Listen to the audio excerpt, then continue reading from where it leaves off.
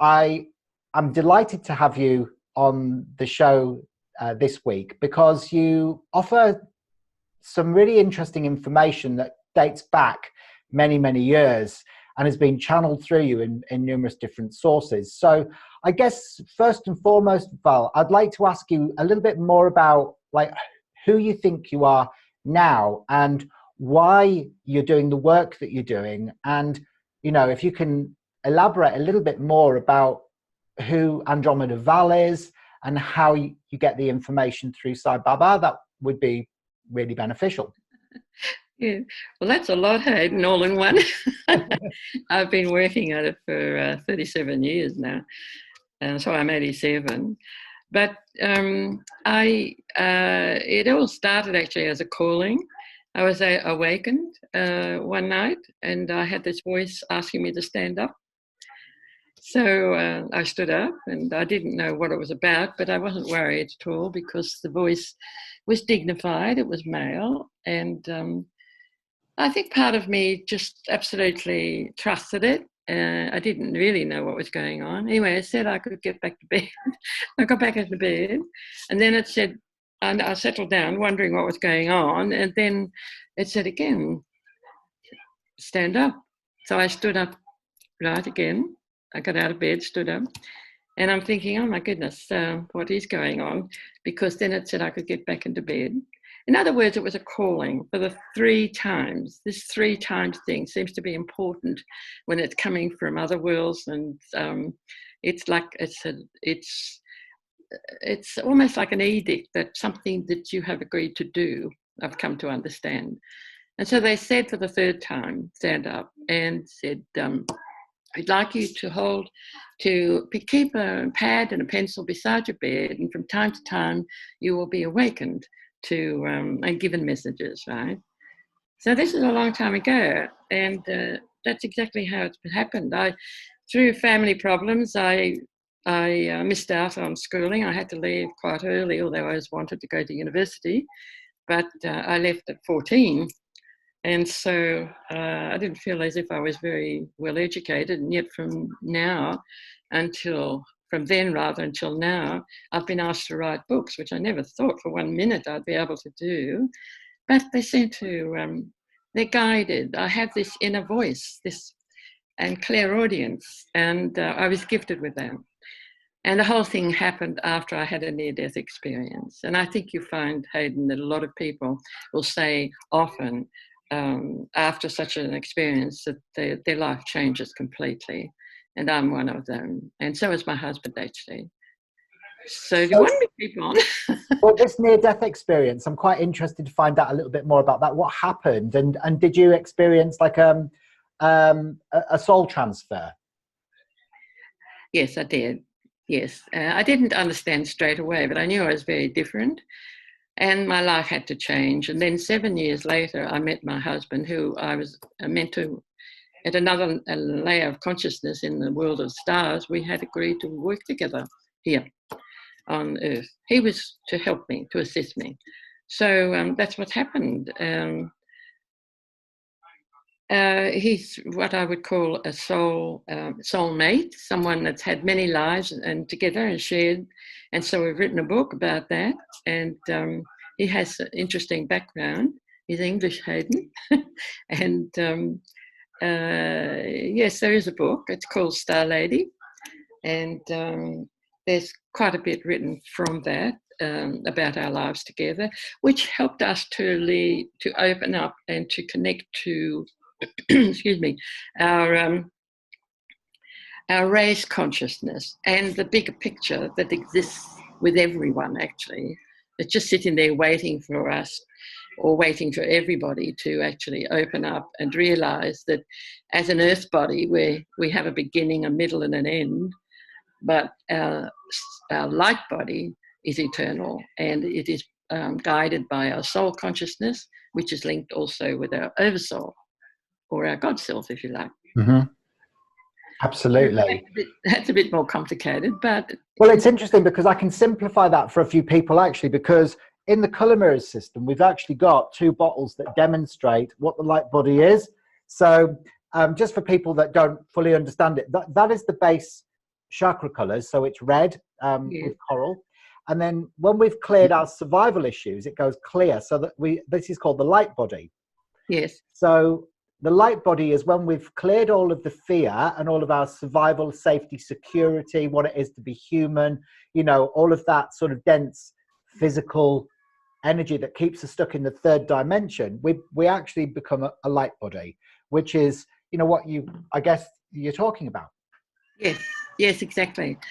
And you realize too that you come to know and understand, and I'm not the only one. There's many, many people around the world that have got this raised consciousness, and they don't talk about it because officially, or in the Western world anyway, star people don't exist.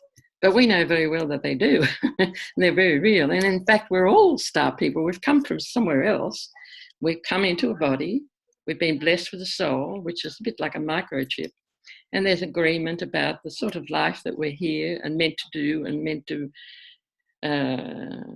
what can I say, hold the energy from the source of all creation, because it is changing and it needs to be earthed onto our planet. And then from that, we don't have to do much at all, as long as we just consciously keep our light body clear and earth body clear, and it just spreads by itself. So don't really do anything except hold that energy and keep our energetic field clear. That's important. And I think your colours help that, definitely. They do. I think they certainly help people to integrate that information in a very simple language, the language of light, because it doesn't have to be complicated. I mean, I know that for you, you know, what you do is actually very simple. You're almost like a channel for information which comes through Sai Baba, doesn't it? So can you explain a little bit more about how you connect up with Andromeda Val? Because this is where I think our paths have crossed, because quite a few months ago, it was actually a couple of years ago now, I woke up in the middle of the night and I was told that I was from Andromeda. And I think I remember telling you before that I didn't even realize what that meant. I thought it was something to do with Star Wars. And so I Googled it the next day. And then when I started looking at the traits of the Andromedan souls, I had every single one of them. And that they're actually here to raise the vibration into more love and compassion, and help people to love and accept themselves, because it all starts from that place. So when I found out that you were channeling Andromeda Val through Sai Baba, it rang a few bells for me, and I was just like, okay, so the Andromedan starseeds fundamentally are here to do what, Val? Yes, and interesting, it's the galaxy M31, and our highway going from Sydney to Melbourne is called M31, and we're just off the edge of that. When I work with signs and numbers, particularly, give wonderful signs, and it's sort of like little messages dropped by the star people to say, yes, you're on the right way, right path, that sort of stuff. So as I said, I've got a lot of stories. I could talk forever, really, but being introduced to me was a reminder, really. There's another aspect of me and others that come from the Oversoul, which is all-knowing. And we've all got this information. It's just a matter of raising in consciousness to different layers of consciousness. And each layer of consciousness is another world. And then there's another world, then another world, that world. And so we can really open up, and it gives us a sense of freedom, because we don't realize it while it's happening. But I think if you look back, you realize that there's much more to us. They talk about us being multi-dimensional. That sounds a bit complicated to me, but we have come with other influences to us in our happening. And our consciousness is not just our brain. That stores information for us that we need to hold on to, so that we know what we're doing and where we've filed this or that.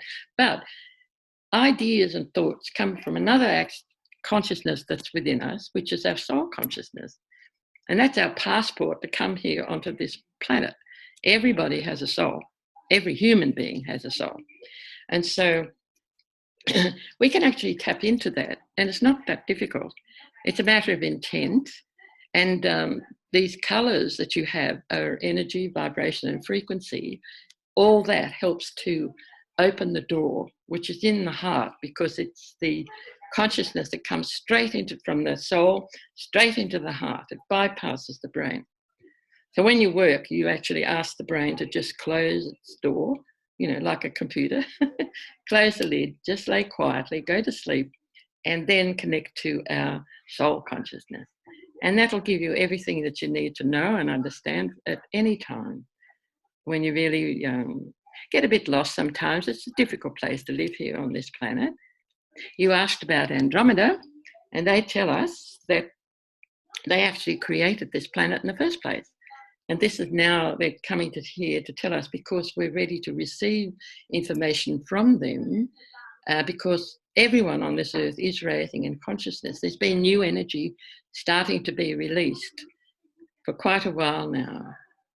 There was a time that we dropped from a one layer of consciousness into a very low consciousness. When I say that, a low, what was when people refer to as the Fall of Atlantis. And that was a very big drop in the consciousness that existed upon this planet. Do you want to ask me something about that? Well, I do, because it's interesting, because the whole colour mirrors system is based around Atlantean wisdom. So we've got a whale bottle, we've got the dolphins, and we've also got a bottle like this one here, which is called Return from Atlantis, which is copper over turquoise, which, you know, this is where, you know, all of that beautiful Neptunian Poseidon wisdom is kind of kept underneath the copper earth, you know, because obviously when Atlantis fell, it was because we were tampering, or we started abusing our power, and of course, you know, things had to change, and it was that moment when the vibration lowered, wasn't it, from 5D, because I think they were living for millions of years in a very high dimensional state, but it kind of fell. So the Fall of Atlantis really talks about the lowering of the frequency because of the abuse of power that was taking place. Yes. That's right, isn't it? Yes, that's exactly right.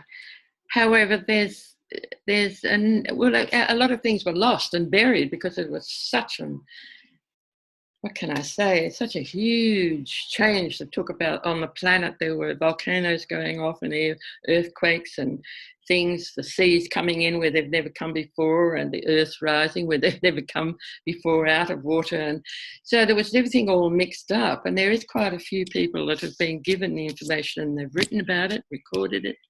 And there's quite a number of references in my future book. Well, I'm republishing it, the Alcheringa book. I'm going to be mentioning a few of those, but there's others been writing about it as well. Over the hundreds of years, we've been gradually raising in the frequency and consciousness vibrations. It's all linked. It's energy. But when it fell, it was all mixed up. And so it's very hard for scientists to agree, because some things are measured and given a time, and it doesn't really match with something that's happened, because it really didn't belong there in the first place. It got thrown up or down, or, you know, that sort of stuff. So it's very hard to even think about time and give it a date.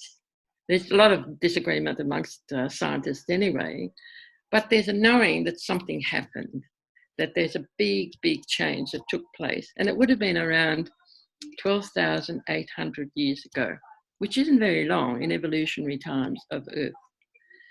Anyhow, that's where we fell to, and now we're gradually raising. But it's giving opportunity also to some of the forms of life that have been created without permission from the source. And so they were victims in a way, and they were more cold-blooded because they came from this corner of our Milky Way, which is quite dark, cold. And when I say that, it's not a judgment, it's just that they didn't understand about what it felt like to feel, right? They didn't know what it felt like to hurt if you cut yourself. You know, a lizard will run along, lose its tail, and it keeps running. That sort of thing, right? So there's a lot of information that can be read about in our book, The Alcheringa, when the first ancestors were created. That's a good start. there are others that have written very similar things, and I don't think they contradict. No, they don't. And I've actually, I'm about 3/4 of the way through Alcheringa, and I just found that whole story amazing. And, you know, for people who don't know, the book details kind of like an arrival of 50,000 souls on Yes, a huge, great big multi-dimensional spaceship, almost like a Merkaba star filled with all of these, the exactly. Galactic Yes, Federation of Light. yes, And it was betrayed. So it came to bring light to the planet in a that, dark corner of the Milky Way, but then was kind of was destroyed on entry to you know our sort of gravitational fields of the yes, planet, and only 90 of those souls ended up surviving. And from that, they were genetically manipulated with the beings that existed here and created a new race upon the that's planet. well, it created what they call the light man, the hue man. Hue is light, color, right? Yeah, What you've got all behind you. yeah. So, and before that, they were like an animal man or ape-like creature. And there's a lot of information that I've had feedback, and people say it fills in many of the missing pieces in their understanding of who we really are. So it will be, I mean, if anybody wants, I can still send them the ebook. I will have the published book out. I don't know how long it'll take, maybe 6 months or something, but it will come out again. And the Aboriginal people know that they were the first humans. Now, there's a difference. I mean, there's been arguments about evolvement and creation. You know, are we created beings or are we evolving beings? And it's both right. Nearly always, when there's disagreement, you find it's both right. You just need to understand it. That's all. And so, yes, there were these humanoids, if you like, the same as what we're looking now. A bit more hairy, not as much brain. And this is where the evolvement took place, when they become human, with the introduction of genes for the first time from the star people. And of course, it's gone on, and there's been upgrades, shall we say. We're a real hybrid, really, of all sorts of genes and information. But that makes us special. And from the, what can I say, the hierarchy from the galaxy Andromeda, they're overseeing everything because they created this planet in the first place to be a part of light in this corner, this dark corner of the galaxy. So I don't think I've lost it really, but I'm going on a bit. Do you want to ask me something? No, well, I'm just interested to also, you know, the name Alcheringa is something also that resonated with me in particular, because it means dreamtime as well. Yes. And you named your house Alcheringa, the farm that you live in over east. And from that name, you've attracted all sorts of different people who are also have soul memories on board of the Rexagena. Yes, that's right. Absolutely. And we also attracted at the time, because it was time to write that story, and I had a professional man come to help me as well. And I've only just realised now too, Alcheringa was definitely there, popping thoughts into our minds, you know, all the time. But he was there overseeing it all the time. So it's quite wonderful because how real he is. Can I show you what he did just recently? Yeah. Yes. Can you see that? Yeah. So is that the male version of you? Well, it's not me as I am now, because I'm just an aspect. We are all aspects of our soul and our oversoul. Right? Does that make sense? Yeah. Because in our earth body, we have a beginning, a middle, and an end. So we're born into, we live a life, and then we have an end. We come to an end. But as a soul being, and coming from soul consciousness and oversoul, we are a light being, and we are eternal, right? So yes, he's part of my eternal self, but I wouldn't say he's my part now. But he played a joke. He played a joke. And he's been here helping all the time. The Aboriginal people, mind you, there's 800 nations now. And so, you know, they've what can I say? They've never really lost their oneness, but they do have a little variations of things, as you can imagine, because that story we're talking about, coming with that mothership, coming from the Pleiades, was said to be around 900,000 years ago. So that was, but there's been evidence also of humanoid bones that existed even before that. So, they've got all these different names, but they're really the same, just evolving all the time. But exactly. It dates right back, and we look at the Anunnaki, for example, and their reason when Nibiru came into our orbit and they wanted to harvest the gold. Of course, that shines another part of the story of the Earth's evolution into it. So, we are kind of fragmented, multi aspect beings of light. We're ancient, immortal beings of light, living out temporary human experiences, but we're part of everything. And I think this is where, with a lot of the people that subscribe to my Dreamtime Academy YouTube channel, they ask questions like, or they start to wake up to their origins of maybe being Andromedan, or Palladian, or Lyran, or Syrian, or Antarian, or Blue Avian, or whatever. But I think the most important part of the puzzle really is to recognize that they're all of that and so much more. That's exactly right. In an actual fact, and it's being talked about, and even by scientists more, is consciousness. And so the consciousness is the secret. We are consciousness, first and foremost. And we can actually, manifest into different races, or we can just be a consciousness. I had some people, when I was working with them in the days when the Alcheringa story was being written, and they remember just being a consciousness on the mothership, helping it to find its way from there to here, to this corner of the galaxy.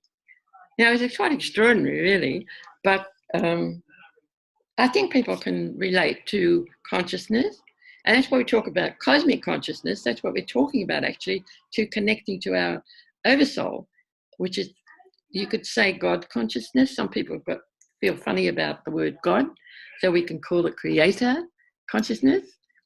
But it's actually, I found it's a family. It's more than just one of us. It's more. There's a group. So it's a family. So I was never happy about saying I was this in a past life or I was that in a past life, but I've experienced many, many past lives. But what it is that you're sharing the memory of this family of consciousness that you are as a soul, oversoul, or God soul. That's right. So it's divine. It all comes back to you being divine light. That's right.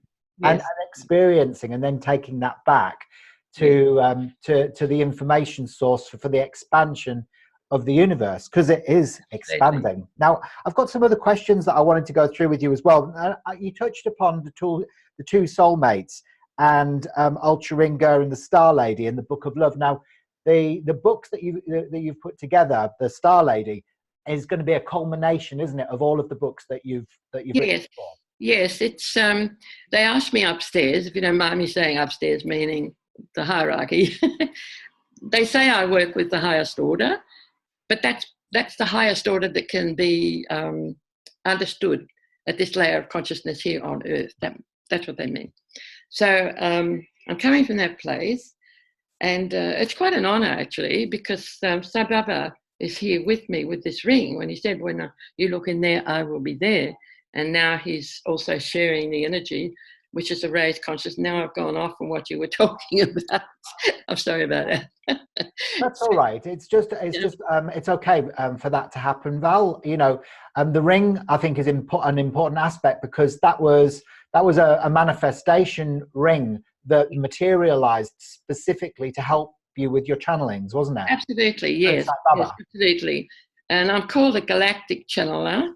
And that's because it's not limited to just past lives or what happens here on this planet. It happens in a more general cosmic way. And Sri Sai Baba within a body, he said, I am God, and I come as a man to take man back to God, right? So, so get past all the hang-ups you might have about the word of God and being misused in the name of God. You know, those people, a lot of people have got past life memories has happened to them. I was one of them, actually. I was burnt at the stake in the name of God, which has got nothing to do with God at all.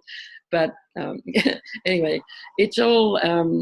we need to understand all that. It helps us to become stronger and recognize who we really are, and not to be overconfident, but confident about who we are, and we can share, because they have said from upstairs that there's so much information. They can only give so much information to one person. They can't give all the information to one person, it's just too much. So we share it, and that's what happens. So, for instance, that conference, there were so many people. There was one person about one aspect, another, but they all sort of interwove like a tapestry, and it was quite wonderful. That's right. And you're talking about cosmic consciousness, of course, which is an amazing event that happens in Uluru, which is, as you call it, the heart chakra of Australia, although others would say it's the solar plexus, but obviously the evolution of the solar plexus at this moment in time is the opening of the yes, you could knit the two together. Exactly. It's our gut. Men have a gut feeling about something, women have a heart feeling about something, but they both interlink, because, as this will show, really, as light beings, we're both male and female. And Sai Baba has played joke on my husband, actually, but that's another story again. That's in the book. But yeah, so the Cosmic Consciousness Conference is going to be held in December the 21st, 22nd, or the 21st and 22nd, 2020, yes. Isn't it? Yes. And that's what you're talking about, where lots of different channelers, evolved. I don't know if they're all presenting as channelers. There are some that are walk-ins. We say an exchange of souls, like you say. You're a very different person after that, but you've come with a reason and a role to play. And I just jump back to Andromeda. They have told us that there's 144,000 that have come here onto Earth as volunteers. And we've been told that we are some of them. Like John and I are, but it's not just us. There's others as well. Well, they're otherwise known as the Eagles as well, and they have to awaken. And once the 144,000 that are here to help with this have awoken, that is going to change. It's going to be almost like a tipping point, I think it is. Yes. It's interesting you say the eagle. That's one of my sons. I had a life with American Red Indian, and my name was Eagle Eye, and my father was White Eagle. And now I'm doing the same job again, same work again. That's right. Yeah. So it's awesome to think that there are so many of that 144. And the interesting thing is, actually, today the amount of subscribers I've got on my YouTube channel is 144. There you go. So it's 1,440, and it's been commented on by a few people, and it was just another. It's almost like another sync, something that's serendipitous, because it is quite an important thing. It's related also to the 144 crystalline grid, isn't it? Which surrounds the planet, where we can kind of channel divine light into sacred portals around the planet, which would help to raise the vibration. Absolutely. That's why they're here. This is the big change. This is really happening. Why we seem to be running out of time, because everything's moving just what seems to be faster. But in actual fact, once you become, shall we say, a being existing in that frequency, it's not fast anymore. It's relaxed, it's quiet, it's calm, it's peaceful, and it's beautiful, like it is at Andromeda. Where there's a lot of white birds there, where we come from anyway, white birds and white animals that are all friendly. You know, the cats, the big cats, they're white and they're all friendly. Well, I love what you say about Andromeda as well, where you say that, you know, it's part of the angelic realm, but it's angles. And what is angles? It's numbers. Yeah, angles. Yes, that's right. Yes. Well, that's part of sacred geometry, of course. And the basics for sacred geometry is, am I telling you something you already know? Is numbers. It's the triangle, the circle, and a square, Yeah. and a dot, right? And if you look at anything with your eyes, you could see there's a little bit of the circle, a little bit of the angle. You look at your eye, you look at the leaves on the trees, everything has part of that symmetry, if that makes sense. And of course, it goes on to be much more evolved. And of course, the astronomers use numbers to describe everything. And that's way past me. I don't know. I'm lost after that. Well, it also brings in things like the Fibonacci sequence, doesn't it? Which is the spiral that's found within the galaxies and in the fossils and everything. So it is almost like a computer program, or it can be likened to a computer program, because when it's almost like when you go very close up to a pixel, it distorts, and the same thing happens when you go that close to an atom as well. So it's it's almost like AI could have possibly happened in our future, and that we're already there. Yes. Are you talking about artificial intelligence? Yeah. That worries me. I want to be in control of myself. I don't want to be artificial. I think it can be used and it's beneficial at times, but I think we always need to remain to know and understand we come from the creators. And that is a source of love, compassion, and what else can I say? It's love and compassion and and forgiveness. Yes. And forgiveness. Yeah, because forgiveness is one of the keys, isn't it? Now, the other thing I wanted to ask you as well is, okay, you mentioned that there are reptilian races still living in the middle of the earth. And if so, what is to happen to the humans and the planet? Well, when we said we what did I say? We were hybrids, right? If you go back into our genetic history, and this is why there's disagreement about our beginning. And the Aboriginal people, the Australian Aboriginal people, know they are the first humans, but their genes go back further than that, because we've all come from much more involved being, and there's all understanding about it all.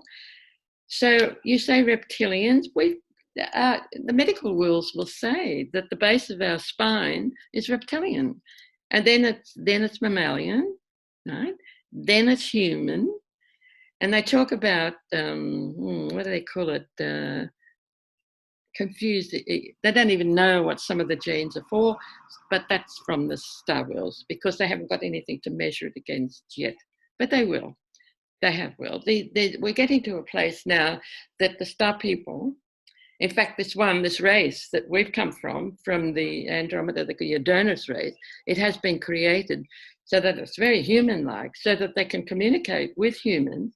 They still communicate telepathically, but they look similar. And they borrow people to borrow their voice box to be able to communicate. And they just, it's obviously an agreement, which it has been for me and many people. So you're talking about reptilians.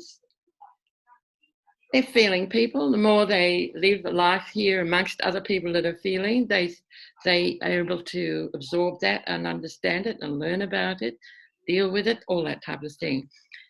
This is why there's a message never to judge anyone. Never to judge anyone, because they're all trying. Some make the promise. When we all come, we make a promise to help each other. Some forget about that, unfortunately, and they need help. But doesn't mean to say they can't live by they must live by the laws of the land. They can't just go killing someone and we'll say, oh, that's all right because they're cold-blooded. That's not good enough. We still have to live the laws of the land. And also, you talk about sort of how does ancient Lemuria fit with the information of Atlan and the Venusian volunteers to live on the planet before the fall from the 5th to the 4th dimension, and when we then lost easy contact with the star people. So, how does that fit with the information from Atlan? How does ancient Lemuria fit with that? Well, they all existed. They're all in time. Have you actually read the bit? I have an article on my website. Actually, I was asked to write it by upstairs just before I actually went to Uluru, and it was like a brief overview of the of our, what can I say, our evolution, main evolution part, which really ties in with a lot of understanding about the main evolvement of us as humans. So I don't know if you read that, but I haven't read that yet. no, that one, that's a good one to read actually, and it is on my website. Basically, and I was surprised about this, Andromeda Val gave us information that 300,000 years ago, more volunteers came from Venus. Now we look at Venus and think, you know, people can't live there. But again, it's layers upon layers upon layers. And sort of when we go out of, like for instance, if we look at the world through a microscope and we see all these bugs, right, we could see them, and nothing else exists in that world, then we can step out of that and get into another world. Well, it's a bit the same with Venus. What we can see with our human eye is not what exists in other worlds at that place, right? Does that make sense? Yeah. Good. Well, Venus actually sent a whole lot of things. This was when our Earth was in the, shall we say, the fourth layer of consciousness. We're in the third, climbing out of it. So that was when it was in the fourth. And from the Pleiades and from Andromeda, it was for the fifth. So it's fallen to a degree. Now it's climbing back up.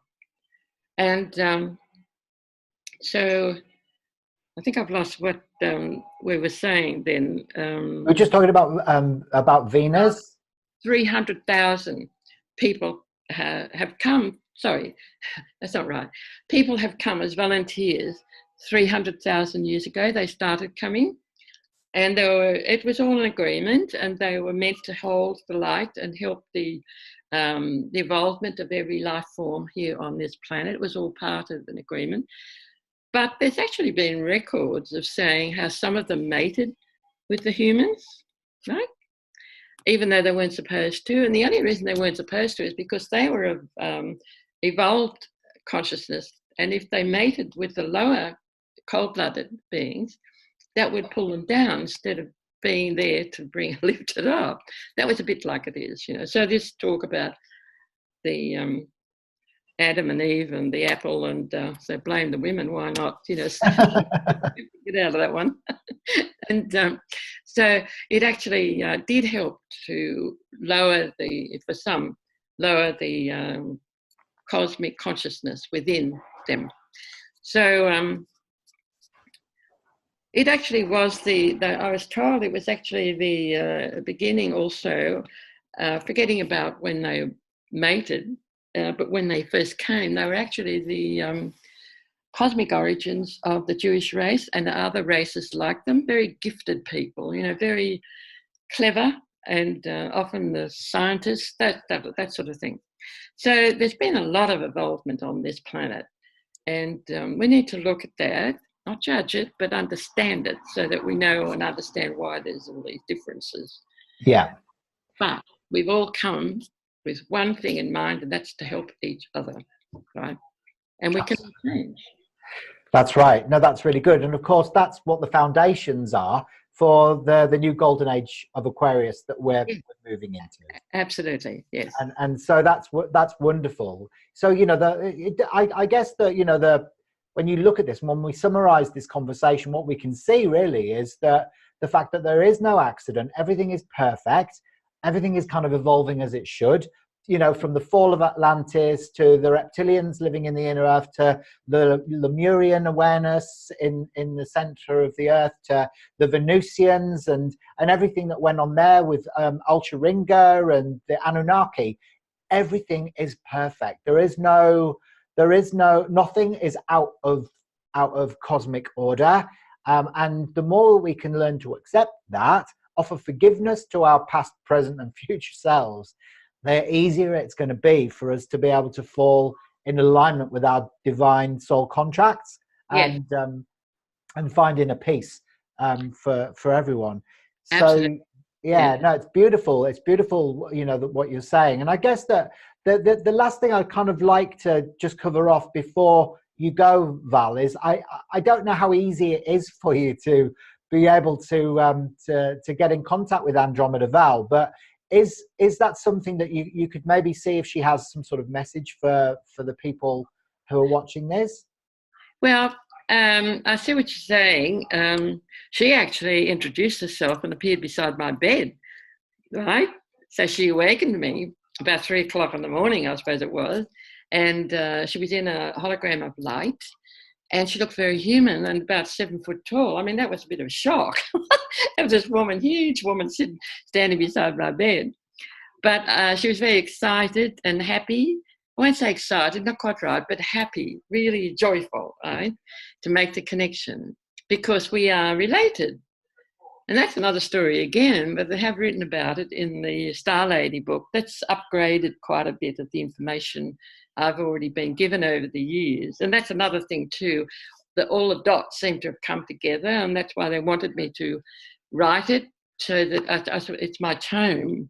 So I was 87 years old. I don't know how much longer I've got, but I'm here for a while, I think. But they wanted me to have it like a record, I think. I find a lot of the past lives I've had, it's more come out after the life, if you understand what I'm saying.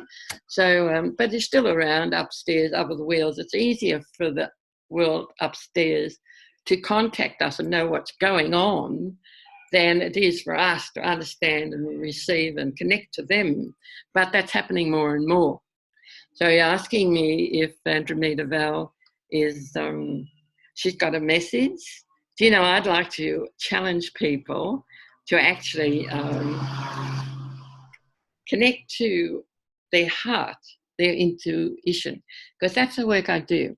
And that is to help people, to everybody get their own message, right, in all the time, because they can. And they don't have to be clairaudient or clairvoyant. It's a feeling and a knowing. That's the most important thing, right? So Andromeda Val, it's a bit of a setup actually, because I'm apparently I've got my own radio station to Andromeda, and I haven't actually talked to them about perhaps channeling. You know, mostly I can call on Cosmic Baba, no problem. But with Andromeda, like there's platforms. Does that make sense? Yeah. To other galaxies, and I have my own radio station, they tell me, and so I don't know how that exists, but you know, they're far more advanced than we are, and they so I connect with her. I will be connecting with her. It'll be on my website after it goes on YouTube. Wait a minute, the first Tuesday of the month. And I have been wondering if I could do it a bit more often, because stirring up, and there seems to be more need for talk and conversation. I know I should send a love, absolutely, because all the people from Andromeda only want to help. And as Cosmic Baba says, just call on me or any of the angels or anyone that you know that comes from the source of creation. Call on them, because they can't step in and take over. That's breaking a universal law. You know, there's no judgment here. It's just that we've been given free will, and we need to ask and make it known that we welcome advice and also welcome their presence. Yeah, so if people want to see some of the channelings that you do when you tap into the radio station to Andromeda Val, then they can just go onto your YouTube channel and look for Andromeda Val, and you can see some of those. I've watched most of them actually, and they're brilliant. And also, you know, they can jump onto your website as well, which is www.valeriebarrow.com, isn't it?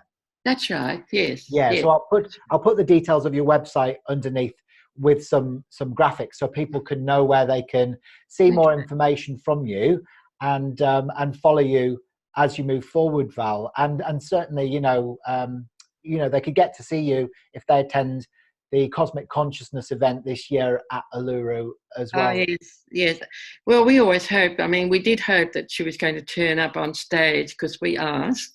And they said they were considering it, and it came very close to happening apparently, but misunderstandings, it didn't come off. But never know, we might get it right this time. I can't promise, but it would be quite wonderful. It would be. It'd be really a big thing, I think. Very strong, powerful energy at Uluru, and you can't help but be lifted in consciousness if you go there. You don't have to try or do anything. You just are. You know, it's just quite wonderful. Yeah, because you've got your own theories about what Uluru is, the actual stone. It's you believe it's a meteor, don't you? That's come. That's No, an asteroid. Asteroid. Sorry. Yeah, he gave me this photo, and I put it up there on stage. And I don't think some of the people realise just, you know, I mean, it's coming from another world. I didn't do it. They just put it on my computer, and he's looking like an Aboriginal man. And he says that on his on message when he was talking. And but he was also Alcheringa, who was actually the commander-in-chief of the Rexagena when they came all that time, long time ago. You know? But getting back, you ask about Uluru. Yes, it's an asteroid, and the old fellas knew that. I'm talking about the Aboriginal clever fellas. They all knew it. I don't know if they talk about it much now, probably because they get laughed at, because astrologers, not astrologers, who would it be, the paleontologists or whatever, they just don't accept it. But when you think about it, they're saying it came in a fiery ball into the Eromanga Sea that existed 65 million years ago. And so it's buried, 4/5 of it's buried in mud underneath. And that's what the Aboriginal people say. And they'd have in the past, that is. And when you think about it, it would have made a huge, huge impact crater, right? So that was when Alcheringa again sat with me. I couldn't see him. He was sitting right beside me and prompting me all the time, look up this, look up that, you know, that sort of thing, as if he was sitting beside me.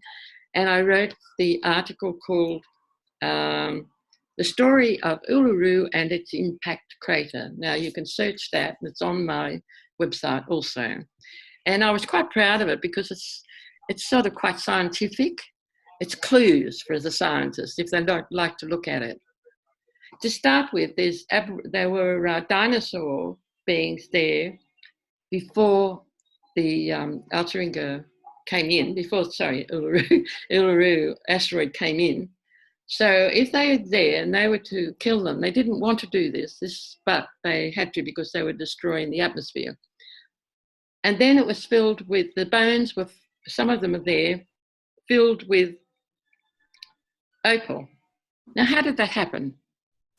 I mean, you've got to ask yourself, how did that happen? Because glass can be made from sand, from extreme heat. So exactly the same thing has happened with opal. It's very soft, it can break, it's like glass. And it's inside the bones. So it must have happened after the animal died. To me, that's a big clue. Anyway, and so if you read the article, you haven't read it? I haven't read that one yet, no, but I'm going to definitely read that one now, no, because it's fascinating. Because, you know, you also talk about when the Rexagena crashed, which was this space vessel that was trying to bring in 50,000 souls, that once it had broken up and went into the atmosphere, it became Moldavite, didn't it? Yes, that's right. Yes, that's right. And the scientists will say it's very, very old, but then it's like picking up a bit of dirt and saying how old that is. But if it's been made into a mud house, you can't, do you date the house? No, you can't. You date the dirt. So that's what's happened. They've dated the material they used to create the mothership, which is mainly crystal, I think, something like that anyway. And so there needs to be understanding more, I think. There's clues out there all the time when it comes from this phenomena that they call channeling. And I'm not talking about just my work. And I don't read too much at all. I don't watch any of them Star Wars movies or anything because I don't want to be influenced with and yet I know a lot of it, you know, you see it in shorts and I think, oh, I understand that, I know that, that sort of stuff, right?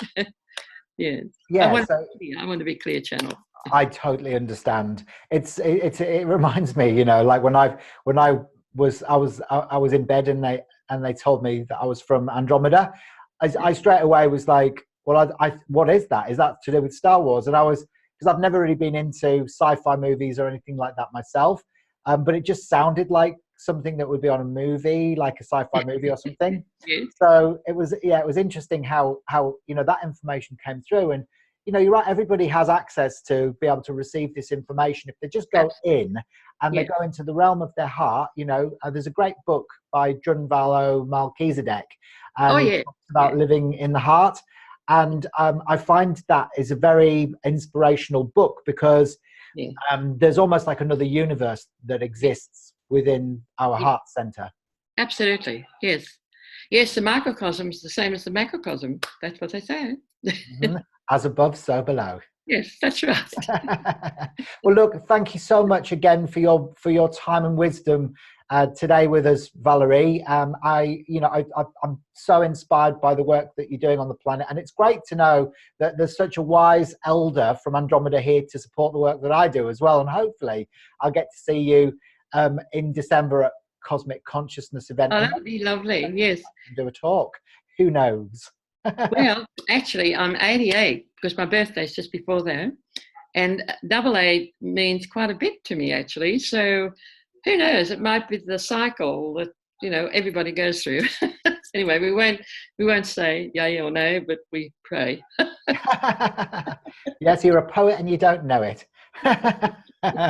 All right, Val. Well, look, thanks once again for coming on to Wellness Uncut, and we'll look forward to catching up with you soon. For everybody who wants to know more from Val, then please jump onto her website, read her books, and make sure you watch those channelings on her YouTube channel as well, because they are fantastic. Thank you, Hayden. It's been a pleasure to be talking to you. Thanks again. Bye. Bye-bye.